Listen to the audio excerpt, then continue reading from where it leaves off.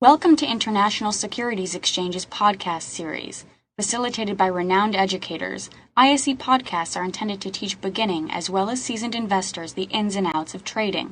Some of the assumptions for FX options models, for FX options pricing. Remember we talked about the distribution in that curve? Well, one is that the exchange rates are efficient, means that essentially you can't predict the future. And a lot of us think we can, and I think that markets are pretty good at pricing, but not perfect. So I'm not necessarily sure if the markets are actually completely efficient. Number two, interest rates are constant for the two currencies. Of course, that's not true. In fact, these are what I call almost myths, because we don't have fully efficient markets. We know interest rates are changing. Number three, volatility stays the same all throughout the life of the option. Not true. Number four, currencies can be borrowed to facilitate hedging. Well, we can do that normally, so this is not a problem. And markets do not gap. Markets do gap. Now, they might not gap to the same degree that equity options do, but markets do gap. So theory and pricing. In reality, options rarely ever trade at one universal rate or one universal volatility. The difference in volatility is called option skew. And please continue to come to classes. I'm going to be talking more about option skew, as Live Vol has some tremendous graphic material. I'm going to show you a little bit today about how they graph this skew. It's really neat. Traders might want to study the volatility skew structure. So here it is, and they offer this. So if you're a subscriber of theirs, you can go to Live Vol. I think it's really neat. If you're trading the currency markets, you're probably going to want to have this stuff. And you can go there. Their pricing is, I think it's either $100 a month or $250, depending on who you are and the package that you select. But if you look at this, what this is saying, this is what's called a volatility curve. So you have the red, yellow, green, whatever, light blue, dark blue, and purple. What this is saying is that there's an upward slope, and this is the U.S. against the Canadian. So the currency market is saying that more than likely the currency pair value, the U.S. dollar Canadian, will get more volatile if the dollar moves up. So this is helpful to understand if you're trading currencies, spot currencies, if you will. Obviously, if you're trading options, you need to know that there is a bit of a different view if the U.S. dollar Canadian moves up, that the market will probably get more volatile. Remember what happened in 2008 when the dollar was significantly higher? We saw more volatility. So that's what this option chart, you can get this at Live Vol, that's what it's saying. And you also get the implied volatility. Today it was 11% for the short-dated option, 12% for the second month. They have some neat stuff here. It's very, very cool. Looking at the euro against the dollar, it's the reverse. So what this chart is saying is, well, not necessarily the reverse. It looks the reverse, but as the euro drops, and that's what's been happening over the last 2-3 months, the markets are now, the markets should get more volatile. You see that by the left side of that curve.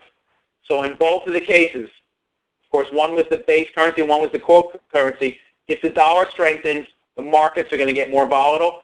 How can you use this, whether you're trading currency options or you're trading equity options, ETF options? You should watch the dollar. What the options market is saying is the dollar strengthens, the markets might get more volatile. At least those are the first two. Let's look at the British pound and the U.S. dollar. So what is this saying?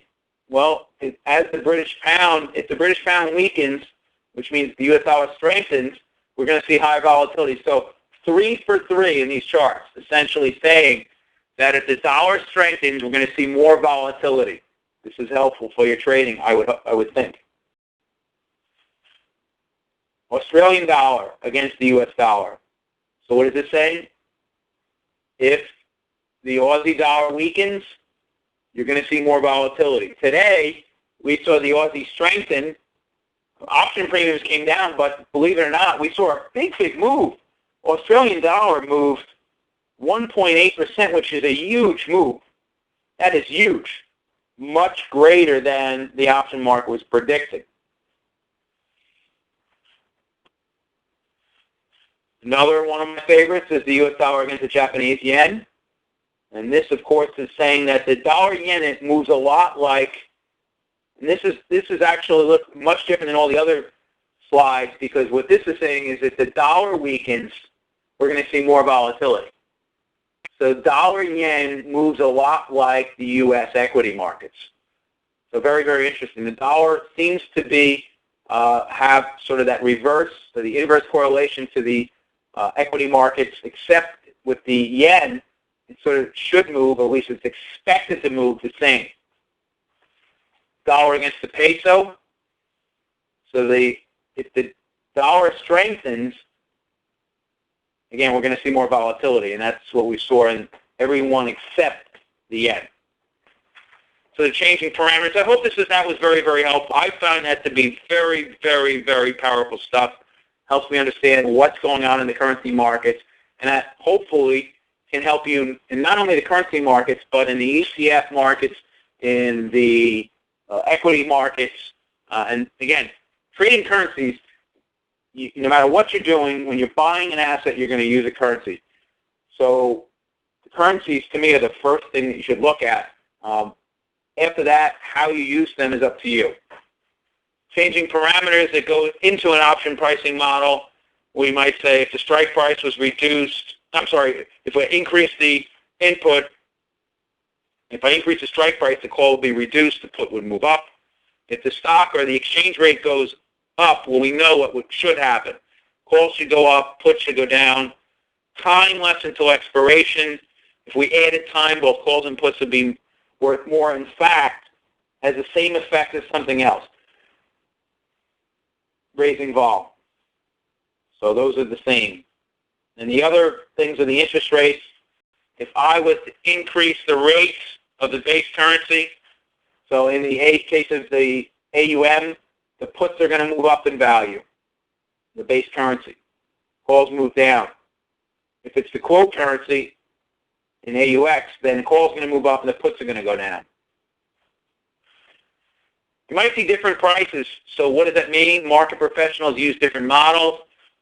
Hopefully, I know I only spent an hour with you guys, and of course I'm going to answer a couple questions, but it's most important to understand this stuff, and then when you get your view of the world versus what the market's expecting, you might have a trading opportunity. That's what I'm trying to say here, is that prices are too high relative to what you think.